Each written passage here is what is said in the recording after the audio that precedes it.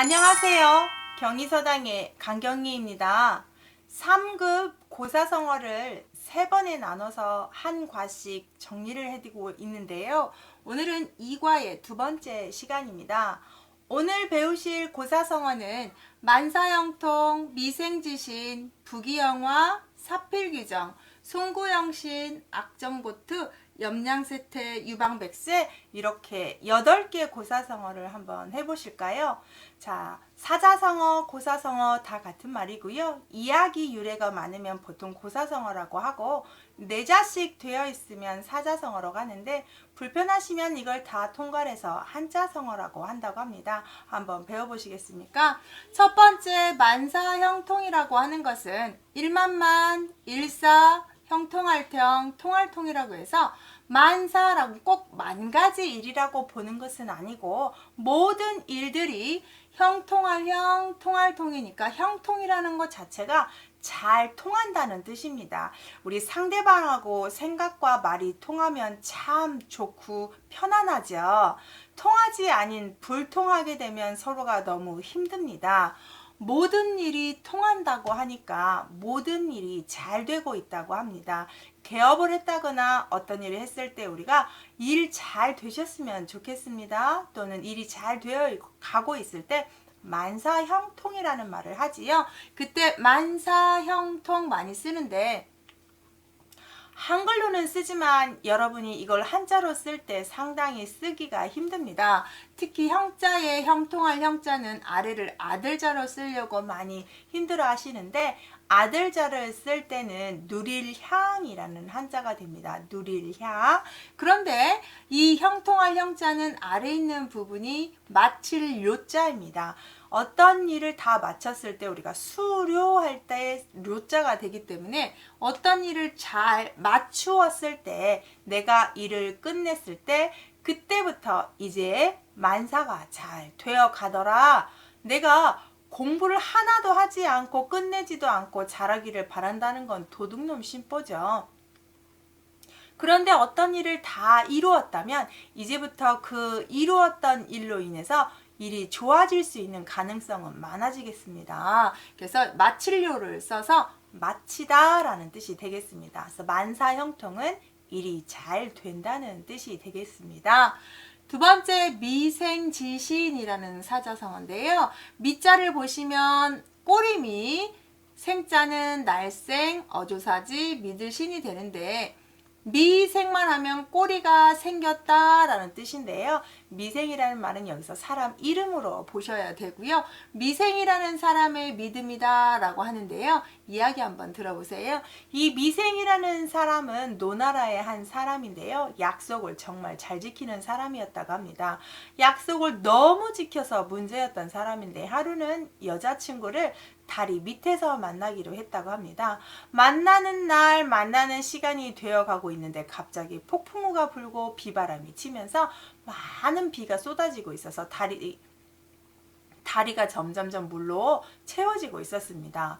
근데 여자친구를 다리 밑에서 만나자고 했기 때문에 계속 미생은 다리 밑에 서 있었습니다. 물이 점점점 차오릅니다. 기둥에 붙들고 있어서 여자친구 오기만을 기다립니다. 여자친구가 오는 시간이 다가오고 있는데 물이 불어나는 시간이 더 빠르게 진행되고 있었습니다. 그래서 미생이라는 사람 어떻게 되었을까요? 다리 붙들고 죽었습니다. 물에 떠내려가서. 어때요? 이 이야기 보면 참 미련한 사람이지요. 다리 위로 올라왔다면 죽지 않았을 겁니다. 그래서 미생이라는 사람의 믿음은 좋은 말 같지만 너무 미련하도록 약속을 지킨 사람, 고지식한 사람, 융통성이 없는 사람, A가 아니면 B를 할 수도 있지 않습니까? B가 아니면 C를 할 수도 있고요. 그런데 이 사람은 A밖에 모르는 방법을 하나밖에 모르고 이거라고라 하나만 지키는 사람이기 때문에 어떤 면에서는 윗사람은 이렇게 우직한 사람이 필요할 수 있지만 이건 정말 나쁘게 쓰는 사자성어입니다. 약속을 너무 지켰기 때문에 미련하다, 융통성이 없다라고 장자가 비판하는 글에서 미생지신이라는 글이 한번 나오게 됩니다. 약속은 좀 적당히 지켜야 되겠죠. 융통성 있게 꼭 지켜야 되는 건 맞습니다. 그 다음 세 번째 부귀영화라고 하는데요. 부자부, 귀할귀, 영화형, 그 다음 꽃화, 빛날화라고 부르죠.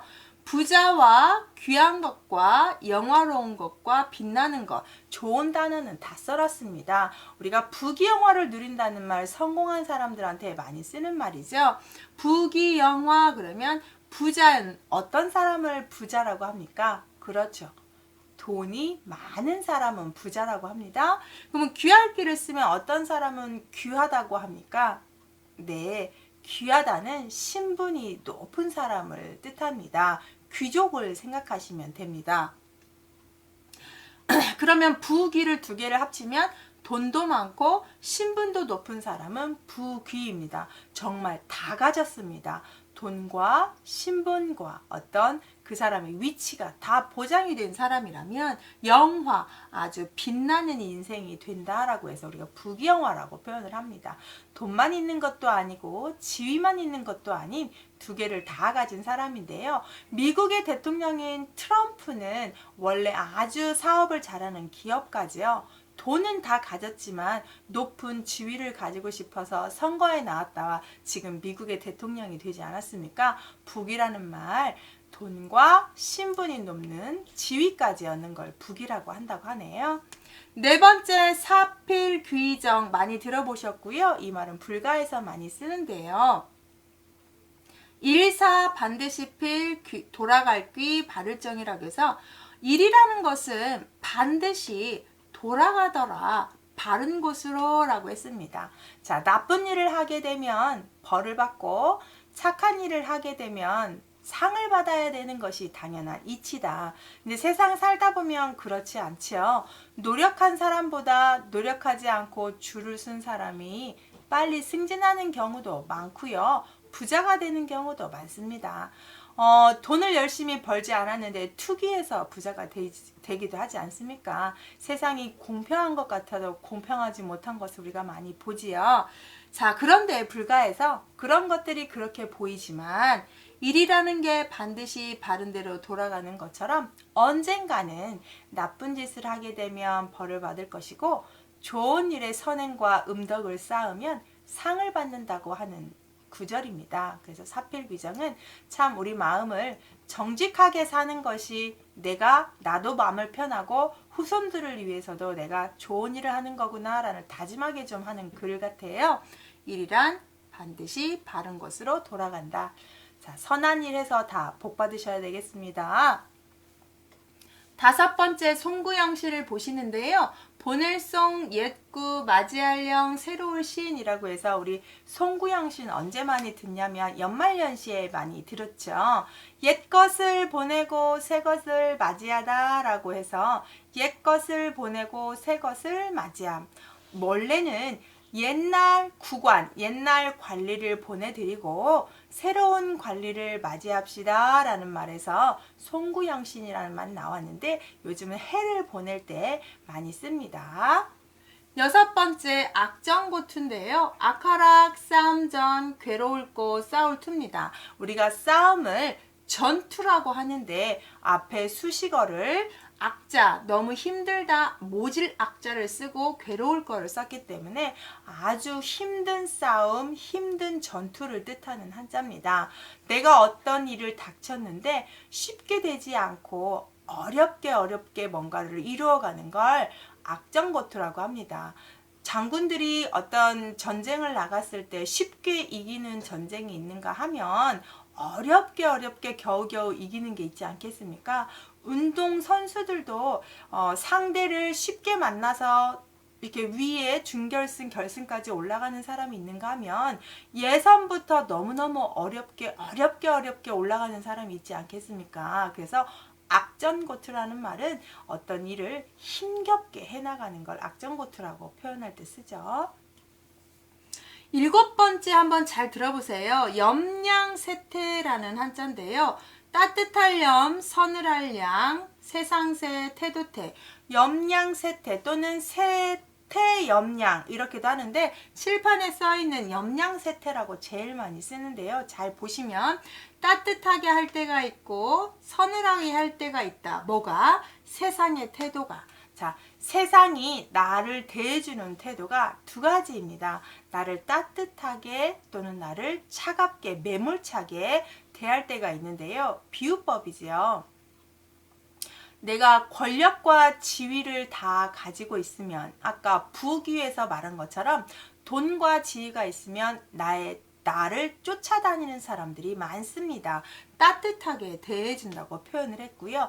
내가 돈과 지위가 없다면 나를 서늘하게, 차갑게, 매섭게, 매몰차게 대한다는 뜻입니다. 자, 우리가 돈이 있으면 무죄라고 하고 돈이 없으면 유죄라는 말 하지요.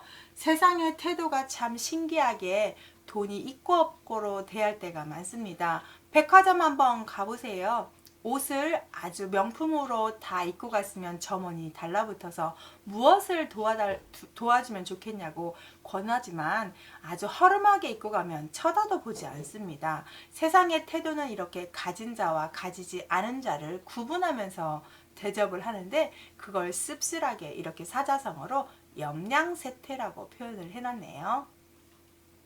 생각을 참 많이 하게 하는 사자성어죠. 마지막입니다. 8번째 유방백세인데요. 흐를류, 꽃다울빵, 일백백, 세상새라고 해서 세상새가 30년이니까 백자를 붙이면 몇 개가 됩니까? 3000년 정도 되잖아요. 그래서 영원히 꽃다운 이름이 영원히 흘러다니다 라고 해서 꽃다운 것이 백세나 흘러다니다 라는 말은 사람들한테 칭송받는 이름이 후대에 멀리 대접을 받는다는 뜻입니다.